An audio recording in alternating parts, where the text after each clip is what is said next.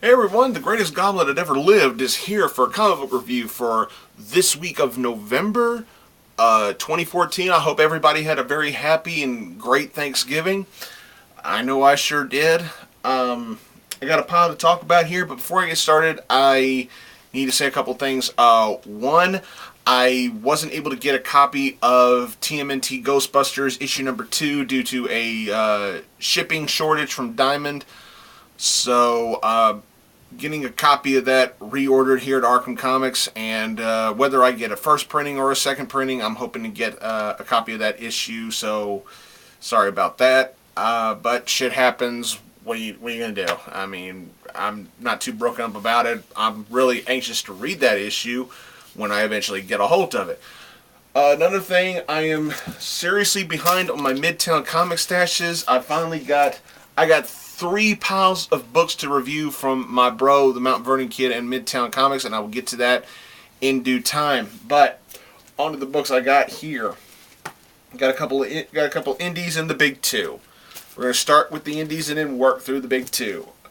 I don't think I'm gonna have a pick of the week. You know what? Fuck it. I got a pick of the week, but I'll get to that when I get to it. Oh, excuse me. We're gonna start with Broadsword Comics. We're going to start with Tarot Witch of the Black Rose, number 89. Y'all know it's coming. Boobies! I mean, come on, what the fuck else is this book known for? Honestly, though, there is no gratuitous nudity in this issue. I mean, we get a couple of ass shots and thongs, but no full-blown nudity in this issue. I know, boo-hoo, but I do read the stories, and the storytelling in this particular issue was it was alright. It's basically Tarot versus the Krampus round 2, and this time she brings her sister Raven Hex with her, and god damn it, I love Raven Hex. She's a fucking awesome character. She's got an attitude. She's fucking sexy as hell. But this particular issue is basically summed up in a nutshell with the line, "Don't fuck with Raven Hex, even when she's drunk." This is great.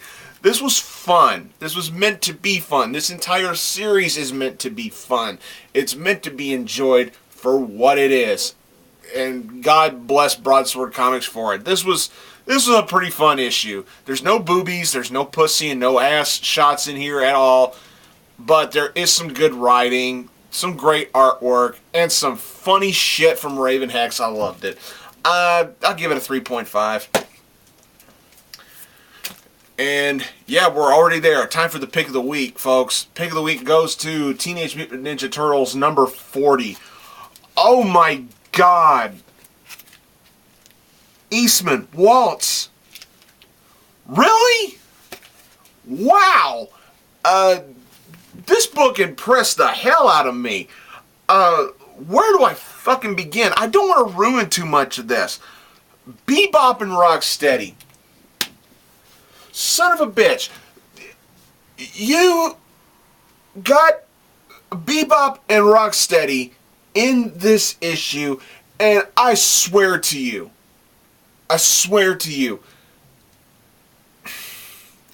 I have never, and I mean this, I have never seen Bebop and Rocksteady look so badass as I did in this issue. Oh my god, this is Bebop and Rocksteady done perfectly well. They're not just comedic cannon fodder for the Turtles as they were in the 80s cartoon. Yes, I did love Bebop and Rocksteady in the 80s cartoon, but I always felt like that they should have been showcased a lot better than they were. They should have had a more intimidating presence about them at times. Not all the time, but Jesus Christ, you amped up these two characters way up there. And the stuff that they go through in here, the stuff they do, the stuff they say, the way they fight is just incredible. Caught me by surprise on how totally badass that they were done in here. And that's not even the only oh my god moment in here. The other oh my god moment in here is the fucking cliffhanger. Seriously, you're going there? What a fucking tease that cliffhanger was. Oh my god, this was amazing. Fucking awesome. Love the artwork, love the action, the storytelling, the writing. Everything in here just rocked my socks off. This was awesome. Pick this book up and enjoy it. This was great. 4.5. It came close to getting a 5. It came close. Damn, that was good. That's my pick of the week, folks. Teenage Mutant Ninja Turtles number 40. Pick up that issue. We're going to DC. We're starting with Aquaman number 36. Jeff Parker. Okay. We're learning more and more about what happened at the cliffhanger at the last issue. I'm going to go ahead and ruin it here for you. The cliffhanger at the end of the last issue is Arthur opens up his mother's tomb to realize there's no body in there. Nothing. And it's like, oh, she didn't just deteriorate or anything like that. No, there was never a body in there, thus revealing she never died. And Arthur brings in a certain someone to help with the investigation as to what in the hell's going on. I'm not going to ruin who he brings in, but it's just a whole bunch of holy crap moments in here that they did their best with, trying to reveal more about what the hell happened to Arthur's mother. Some pretty good twists in here with a pretty decent cliffhanger at the end. Thought it was well presented, thought it was well put together. It was what it was. I'll be good to it. I'll give it a 3.5. Thought it was pretty good, but honestly, I kind of felt like it could have gone a little bit better in terms of dialogue. But the action was great, the writing was good, and the storytelling with where they're going with this, it's keeping me interested, and I like where they're going. So 3.5. All right, next up we got Batman 66 number 17. The Osiris Virus. I ain't gonna lie, I didn't like the artwork in here. I really didn't. Jeff Parker, again, he does his best to write this. I'm starting to feel like he may have gotten like intimidated by Kevin Smith's writing when he wrote the Batman 66 Green Hornet crossover with Dynamite in DC. And it's like, okay, Kevin Smith wrote it too faithful to the TV series, so I gotta switch things up a little bit. You know, there's Jeff Parker still got some magic with this series, but it just isn't as powerful. His magic with the magic that he once had with this series is starting to dwindle a little bit, but that doesn't mean this was a bad issue. I'm just not a really big King Tut fan. Don't get me wrong, he could write King Tut well. He can. He has done it before. But in this issue, I just ain't feeling it. Because the last time we saw King Tut, we also saw the debut of another certain Batman villain who has very tough skin and has a jaw, has a deadly jaw. I think you know who I'm talking about. The last time Parker wrote King Tut, it was good. Here, I just didn't feel it. And with this whole Osiris virus, it's basically a zombie plague. And it's easily resolved with the old Adam West plot convenience stuff, and you know, it is what it is. I thought it was alright, a little above average, but I just didn't feel it with this issue, so I'm gonna say just barely above an average read, but I'm still gonna give it a 2.5. Moving on to The Flash number 36. Okay, trapped in the Savage Speed Force. Barry Allen, present-day Barry Allen, is trapped in the Savage Speed Force, while we got future 20 years later Barry Allen stuck in the present time. And there's a certain thing that happens in here. Barry Allen, future Barry Allen, being stranded in the present, something that happened when the Speed Force rupture was healed, it reduced his age. The Speed Force and the time traveling that he's been doing is recognized, okay, you're Barry Allen, you're in this time period, but there's only one Barry Allen here, so you must be Barry Allen. So he actually aged 20 years younger. He is now at the same age as present-day Barry Allen, and so what he's going to do is he's going to try to live the life he feels he should have lived. He feels like he's got a second chance at life as Barry Allen, while the real Barry, well, they're both Barry Allen, but while the correct present-day Barry Allen is stuck in a savage land, and he doesn't have his speed powers. So while he's got his hands full in the Savage Speedland, we got future Barry Allen, or should I say, Punisher Flash, because that's what he is.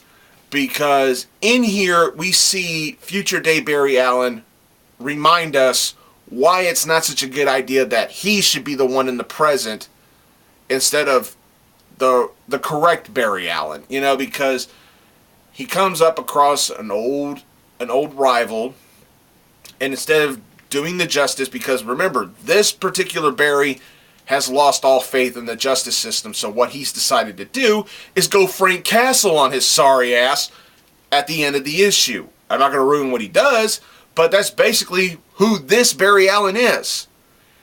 I think we should call him Castle Flash. You know, I think that's what I'm going to call him, Castle Flash. So we got the Flash with his hands full. We don't know where that's going. And then we got Castle Flash with a very creepy statement at the end of the issue. Good writing, good action, good coloring. The coloring here is fucking amazing. But I wonder how long Castle Flash is going to be able to keep up this facade that he's the proper Barry Allen to be here. Because it's only a matter of time before his Castle Flashiness is going to get exposed and people are going to start to question him. Primarily Patty. I'm thinking Patty's going to be the first one to think something's not right. But then again, I could be wrong, and DC could write these characters, these supporting characters, completely fucking stupid and not being able to put two and two together. It's like, hey, Barry wouldn't do shit like that. Something must be wrong with him. But it is what it is. I give it a 3.5. Moving on to HeMan and the Masters of the Universe, number 19. Prelude to the Eternity War. We're going in a completely different direction in this series, because last time I checked, She-Ra had just stepped into the fray, and then instead of continuing the story with He-Man and She-Ra with their new established presence and their newly established power and their march against Hordak, we're going to go all the way back to when Prince Adam was a kid trying to prove himself to King Randor and a certain uncle and everything. What the hell was this? Don't get me wrong. This was a good issue. It was a good read. I did like the writing. But what I don't like is the pacing. Why the hell are we not keeping up with what's going on with Adam and Adora now? Why do we gotta trace all the way back to Adam's childhood with absolutely zero mention of what's going on with He-Man and She-Ra now with their march against Hordak and everything like that? Why? So we're setting up the big return of Skeletor? Whoa, whoopie-doo. This issue was good. I just don't like that they just decided oh, fuck it, let's just go back to the beginning again. Whatever. I'll give it a 3. Moving on to Ending DC with Red Lanterns number 36. This is part 4 of Act 2 of Godhead. What the fuck ever. It's Guy Gardner being Guy Gardner. I mean, not much to say about this issue.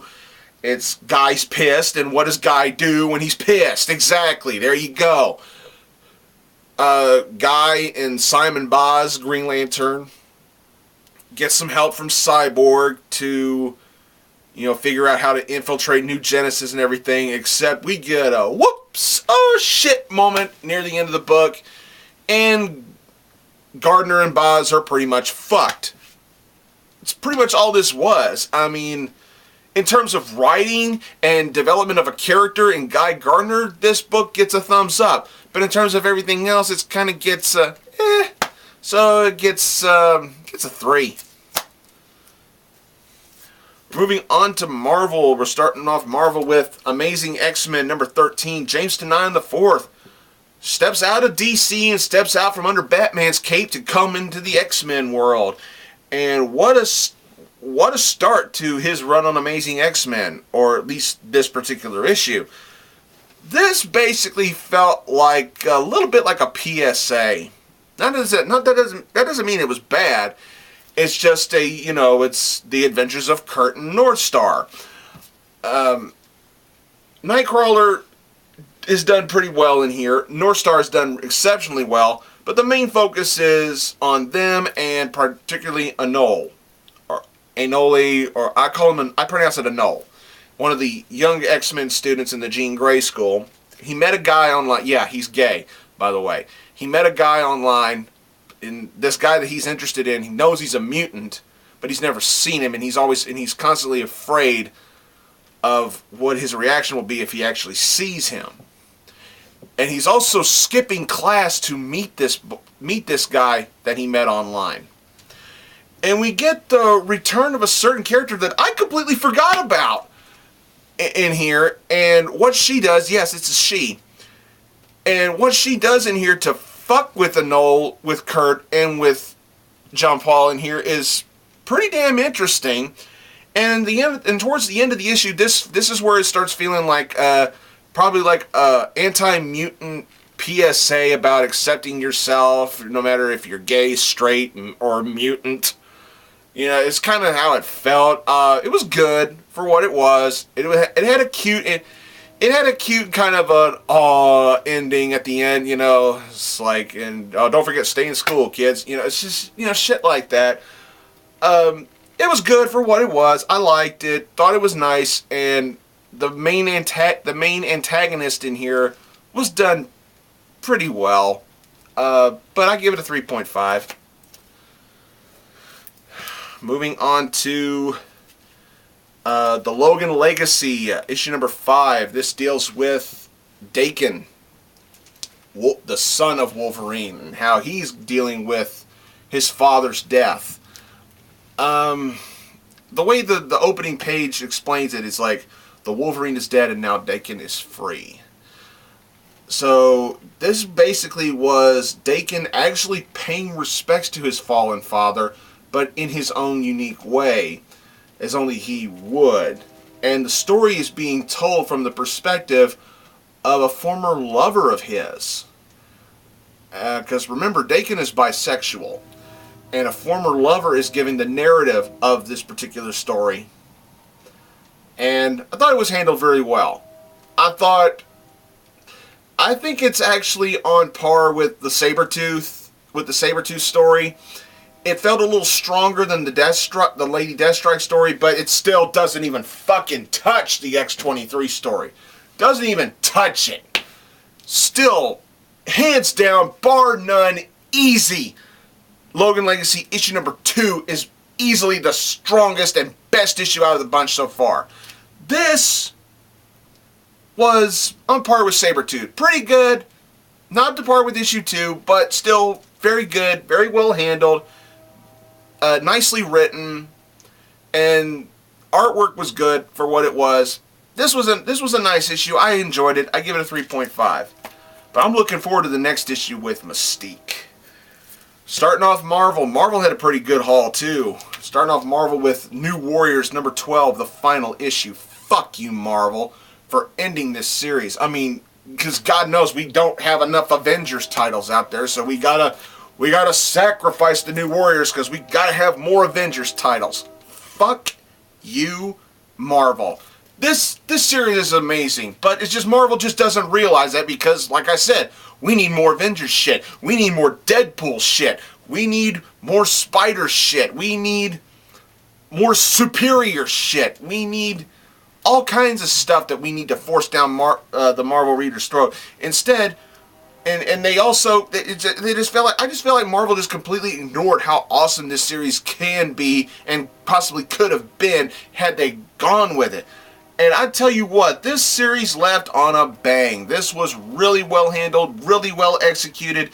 Chris Yost and everybody who worked on this did a fantastic job on this series, and man, did it end on a high note. Very well done, very well executed. In the nutshell, the Eternals and the High Evolutionary learn in their own way. Don't fuck with the New Warriors. They may not be the best of friends, but they sure are a damn good team, and I think this will go down as a very underrated and painfully forgotten series, and I just loved it. This was great. I'm not going to ruin anything about it. Just do yourselves a favor.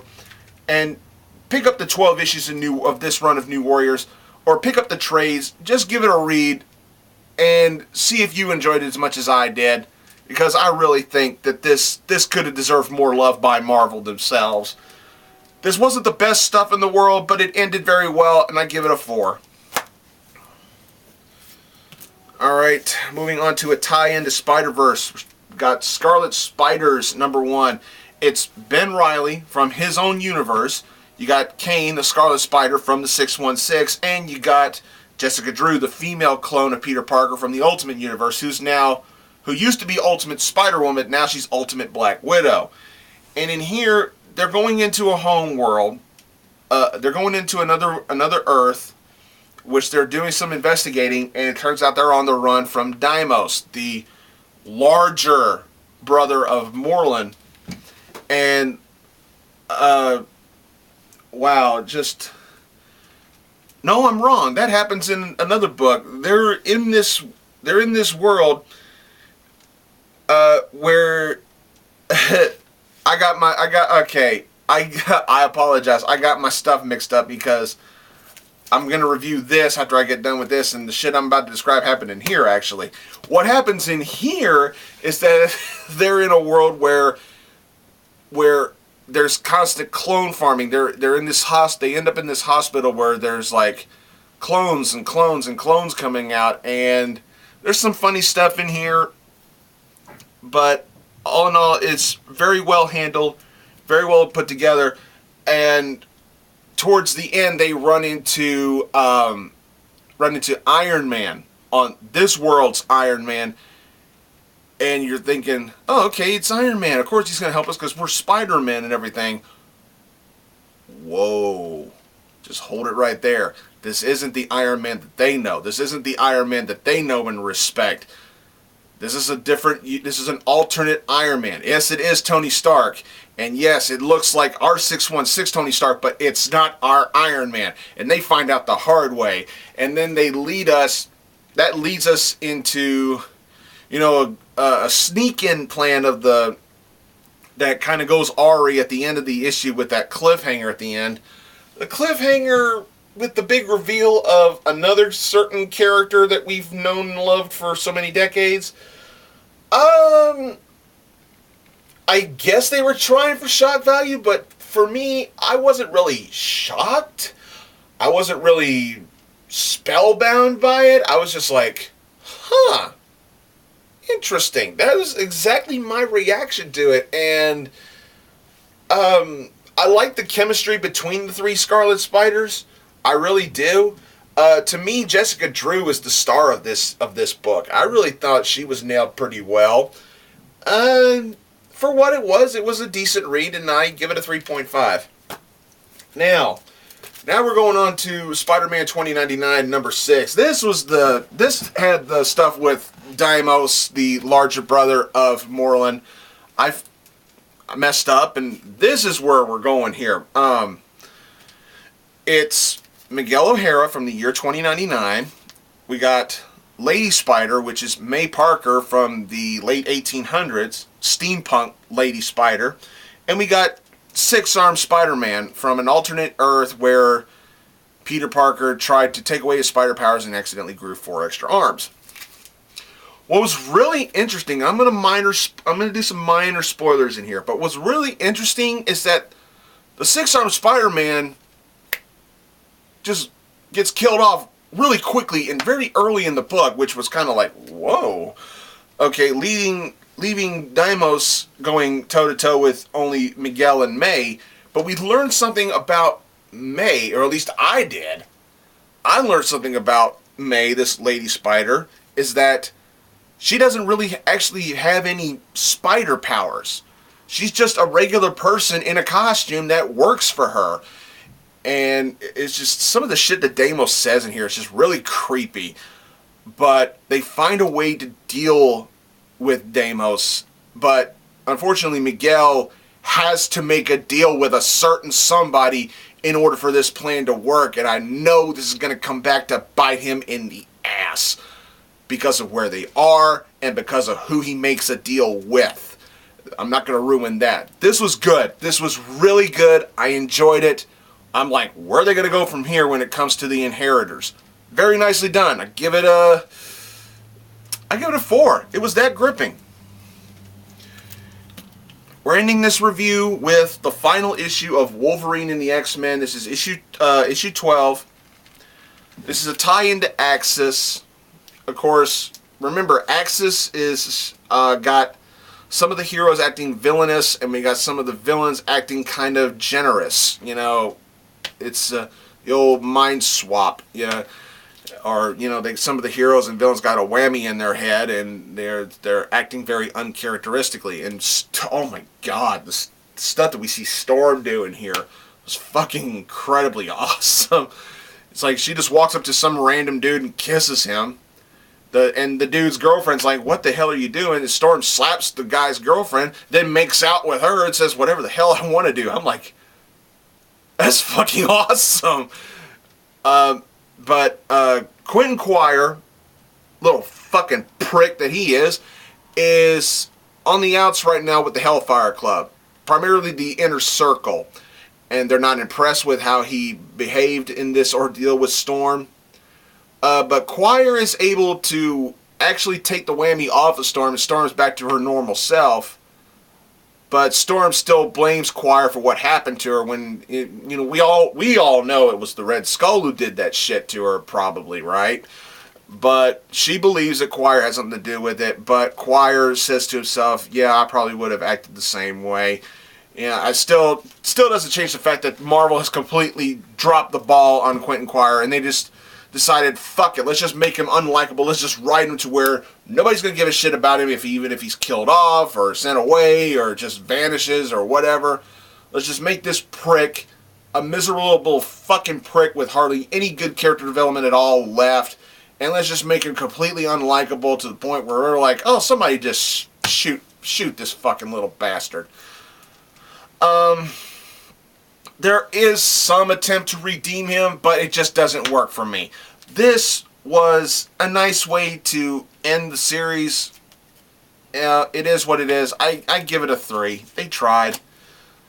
Well, that's all I got for this particular video, everybody. I want to thank y'all for watching. Please subscribe. Don't forget my Blugoblin X channel. I got a lot of books to talk about when I can get to it. Don't forget Arkham Asylum Studio. Jennifer and I are still doing some stuff on there. Don't forget my bro, TheMtVernonKid, and my buddies, Deadpoolzilla and Brandon Hex, as always. Follow me on Twitter, at Blugoblin01. You can follow me on Tumblr. You can look for me on Pinterest. Thanks again for watching, everybody. I am Groot. See you later.